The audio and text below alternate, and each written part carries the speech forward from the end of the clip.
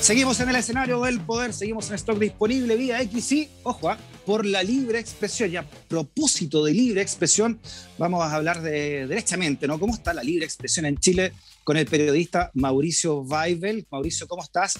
Bienvenido a stock disponible, Hola. Bienvenido al escenario del poder. Antes de entrar a todo lo que has vivido, lo que sigues viviendo, ¿cuál es tu reflexión de eso, ¿no? Del estado de la libre expresión hoy en Chile, Mauricio? Bueno, creo que son dos cosas, ¿no? Estamos en el momento democrático más relevante, frente a la elección democrática más relevante en nuestra historia, la elección constituyente, donde vamos a elegir por primera vez en la historia de la humanidad un cuerpo colegiado paritario y con escaños reservados que va a definir cómo nos vamos a relacionar como sociedad y qué tipo de humanidad queremos construir, ¿no? Sin embargo, esto coexiste con el hecho de que nuestras libertades públicas se encuentran severamente constreñidas por la pandemia, el toque de queda, y con que en el caso del periodismo, desde la revuelta social hasta acá, hemos tenido más de 150 casos de agresiones de periodistas, ¿no?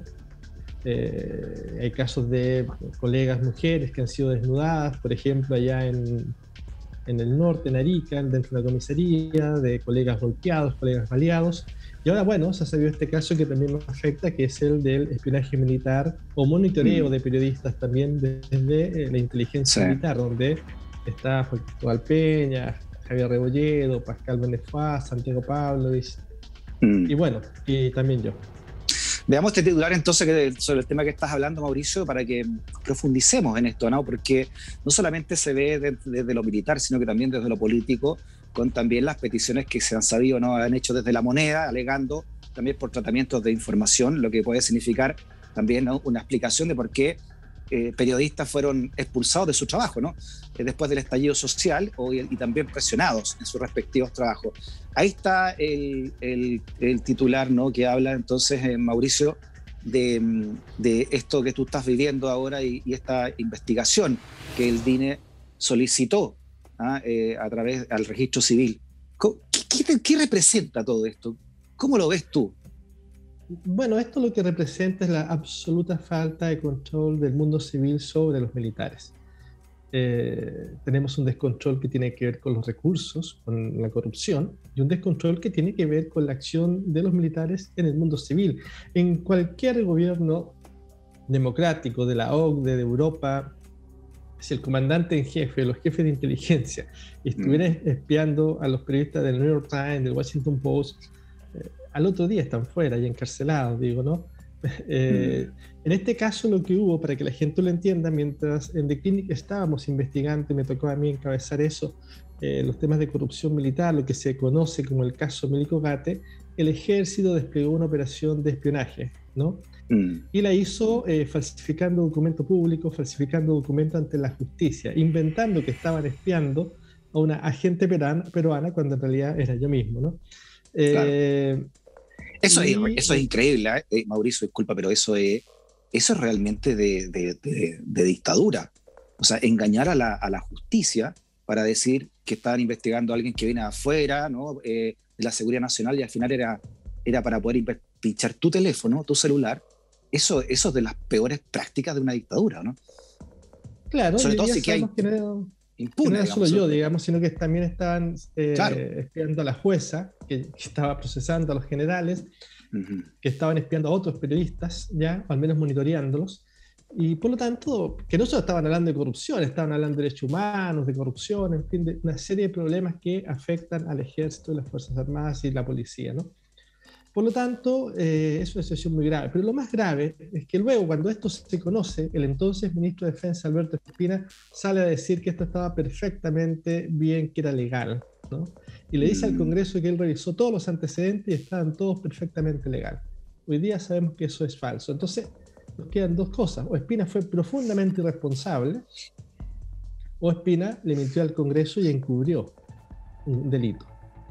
Sí. Y ahí, bueno, lo tendrá que determinar la justicia, ¿no? Lo grave es que, claro, hoy día Espina es miembro del Consejo de Defensa del Estado, uno de los órganos que persigue a los militares por corrupción y que al mismo tiempo tiene que perseguir a los funcionarios públicos que cometen delitos en el marco de sus funciones, ¿no? Entonces, ¿cómo es posible que alguien que amparó que el ejército espiara a los denunciantes de corrupción, este hoy día en el órgano que tiene que fiscalizar la corrupción en el Estado. Sí, bueno, ya Rafael Harvey había dicho públicamente las veces que lo hemos entrevistado también, Mauricio, el ex capitán Rafael Harvey, ¿no? que Espina no había hecho nada por evitar la corrupción, que él habló con él, quiso hablar con él muchas veces incluso para poner esto. Y hay otro militar que también está dando información sobre la corrupción, que también fue investigado, ¿no? Fue por el DINE, fue interceptado o espiado en este caso. Claro, han habido varios militares que en el marco del juicio que lleva la ministra Romy Radeford han entregado información. Recordemos que hay más de 850 militares procesados, investigados, imputados en este juicio que lleva, en estos varios juicios que lleva la ministra Romy Radeford, entre ellos los últimos 4 comandantes en jefe del ejército. O sea, lo que está en juego es eso, ¿no? Hablamos de 850 militares investigados y 4 comandantes en jefe. Por lo tanto, ese es el conflicto, ¿no? Son muchos más los procesados por corrupción que por violación de los derechos humanos, lo cual no deja de ser brutal, pero sí, bueno. Exacto. Pero y el general Martínez, ¿cuál es la responsabilidad de Martínez en todo esto como comandante y jefe del ejército? Bueno, él incurrió un delito. Claramente él incurrió un delito, en mi opinión, por el hecho simple de que estos documentos, estos fraudes que se hace a la justicia, a la Corte de Apelaciones, él va al Congreso con los jefes de inteligencia y dice, no, aquí está todo perfectamente bien hecho. Bueno, eso se encubrió un delito. Él tenía la obligación, además de conocido este fraude, haberlo denunciado, y no lo hace. Él tiene una obligación como funcionario público, que ojo, que si Espina conoció estos documentos, también tenía la obligación de denunciarlos como funcionario público. Oye, Mauricio, entonces el caso de Espina y el caso de Martín son los mismos, entonces van o por A o por B, están dando información falsa o encubriendo frente al Parlamento. O son profundamente negligentes, claro, respecto a la responsabilidad de sus cargos, o fueron encubridos de la justicia. Y eso tendrá que, determinarlo los tribunales, pero ninguna de las dos respuestas son buenas, ¿no? ¿Los tribunales ya está la causa? ¿En qué va esa causa? ¿Quién te está representando en eso? ¿Cómo van a actuar ustedes como periodistas? Bueno, la causa, lo que tiene que ver con mi querella, la lleva la Fiscalía en forma desformalizada, el fiscal Retamal, que es del equipo de Jimena Chong, la fiscal Chong, y yo presenté una querella, pedimos algunas diligencias, insistimos en que se otorgaran, y bueno, eso tiene que avanzar todavía. Ya, como se ha informado en la prensa, fueron identificados ciertos agentes del DINE que participaban en esto. Una mujer y un hombre. Claro. Las direcciones IP desde donde se realizaron estas interceptaciones, en fin, estos pedidos de información, etc. Por lo tanto, ya ha sido bastante sencillo dentro de todo poder identificar quiénes son los operativos. Pero acá lo importante no son solo los operativos, ¿no? Sino que también es tremendamente importante apuntar a los jefes. ¿Y los otros colegas cómo van a actuar? ¿No van a actuar en conjunto? No sé, Javier o Cristóbal Peña. ¿No? Bueno, no sé, tuve Pablo, una conversación. ¿Se han juntado ustedes? ¿Ya? No, yo hablé con Javier y con Juan Cristóbal y ellos tenían ganas de hacer acciones, pero no hemos cuidado aún esto, ¿no? Es muy reciente y bueno, tendrá que avanzarse, ¿no? Leamos este tuit entonces de Javier Rebolledo, ¿no? Que, digamos, entre otras cosas, ha desmantelado todo lo que significó los cuervos, ¿no? Su teología, el actuar de la DINA. Y aquí dice entonces que el 2017 y el 2018, cuando se registró toda esta parte de la vulneración de Ricardo Martínez, era superior en el DINA, ¿no? Quien engañó a la justicia, por ende tiene responsabilidad. Hoy es el comandante en jefe del ejército. Siempre lo ha dicho también en la entrevista que le hemos hecho a Javier, que aquí la responsabilidad evidente es quien está a la cabeza del ejército, en este caso Martínez. Bueno, claro, estamos hablando de instituciones profundamente jerarquizadas, ¿no? Es imposible que en una institución como esta el comandante en jefe no sepa lo que hacen sus hombres, ¿no? Claro. Si ya lo sabe por la prensa, es imposible que no tome medidas, ¿no? O sea, si sabe que hubo una institución donde se cometieron delitos, hubo fraude de instrumento público, fraude de instrumento militar, es evidente que tiene que tomar medidas, pero acá no hay ni sumario ni nada. Por el contrario, sacan una declaración pública diciendo que, insistiendo, presa la evidencia de que todo era perfecto. Claro. Pero lo más grave, insisto, lo más grave es que esto sea políticamente amparado por el gobierno. Fíjate que hasta el día de hoy no hay ninguna declaración del gobierno sancionando los hechos o pidiendo explicaciones. Increíble eso, ¿eh? Ni el vocero de gobierno, que podría hablar a favor de la libertad de expresión y la defensa de los periodistas, ¿no? La vocería de gobierno recae, por ejemplo, la tutela de Televisión Nacional, por ejemplo, depende de la vocería del gobierno, pero tampoco del ministro de Defensa, el ministro Procuriza tampoco ha dicho nada al respecto, por lo menos los jefes de cartera. Y mi convicción es que no van a decir nada. Yo insisto que no, este es un gobierno que ha violado masivamente los derechos humanos, y en general los gobiernos que violan los derechos humanos no son defensores de la libertad de expresión. Por lo tanto, creo que no van a decir nada, van a mantener este silencio. Aquí en la política, en los últimos años, en este gobierno, se han terminado de perder todas las formas de los márgenes mínimos de decencia, ¿no? Los márgenes mínimos de decencia, ¿no? Creo que es una situación bastante compleja, ¿no? Que ya excede lo que es nosotros. O sea, en el futuro vamos a tener que reconstruir la República, vamos a tener que reconstruir las formas correctas de hacer política, ¿no? Y no me refiero a izquierda, centro, derecha, sino hay ciertos márgenes. Hay ciertos márgenes democráticos que tienen que ser respetados y que aquí no están siendo respetados. Exacto. Ese concepto de impunidad también, ¿qué más nos hace como institución, no? Sentir que hay gente que hace lo que quiere en el fondo, ¿no? Como podría ocurrir acá también. Sí, claro, hace lo que quiere, pero además el país más vulnerable. O sea, en la medida en que tienes una institución sin control, no solo nosotros estamos viendo esto, también lo están viendo los ejércitos extranjeros. ¿Tú crees que no tienen listado de los generales corruptos? Por supuesto que sí. Exacto. Esto es muy grave. Esto es muy grave. Sí, y por otro lado, Mauricio, y esto le pregunto ya a nivel de periodista, como periodista, ¿no? Esto que el gobierno esté llamando a Miami para alegar por cómo están tratando una información en un canal de Chile a un dueño, o que esté llamando a otro canal porque un animador dijo algo del presidente de la República, ese tipo de presión, decía yo, podría o no también ofrecer muchas luces de por qué varios periodistas, después del estallido social, fueron perseguidos o incluso echados de sus trabajos, ¿no? Bueno, que me sería un poco del caso mismo, pero yo creo que este es un gobierno que perdió el poder y al que solo le queda la fuerza, el poder entendido como la capacidad de influencia sobre la ciudadanía, ¿no? Este es un gobierno al que solo le queda la fuerza, ¿no? La fuerza bruta, policial. La imagen de 1000 policías cuidando un montículo de cemento es la imagen final de un gobierno que perdió toda iniciativa política, que perdió toda vinculación con la ciudadanía y que cree más relevante defender unos sacos de cemento que defender los derechos humanos. Es el final de una era. Creo que este es el final de una era y que no va a ser un camino lineal, va a haber mucho retroceso, avance, retrocesos, pero estamos frente a la elección democrática más importante de nuestra historia, que es la constituyente. Se abre un periodo de por lo menos 50 años, ¿no? Y es una elección inédita en la historia de la humanidad, o sea, una elección con escaños paritarios, escaños reservados.